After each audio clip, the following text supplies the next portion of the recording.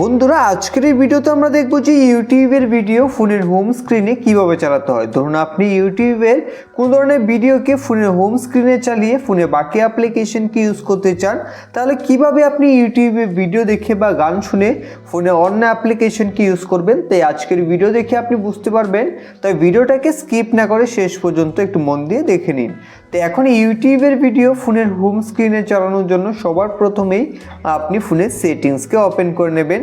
সেটিংসকে open করার পর এখন এখানে আপনাকে সার্চ বারে সার্চ করতে হবে স্মার্ট সাইডবার লিখে। তো এখানে আপনি স্মার্ট সাইডবার লিখে সার্চ করুন। স্মার্ট সাইডবার লেখার পর আপনি এই ধরনের একটা স্মার্ট সাইডবারের সেটিংস দেখতে পাবেন।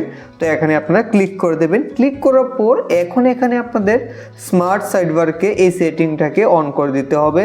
তো এই অপশনটাকে অন করলে আপনি দেখতে পাবেন ফোনের সাইডে এই ধরনের একটা সাইডবার চলে আসবে। তো এখন আপনি ফোনের সেটিংস থেকে ব্যাক হয়ে আসুন।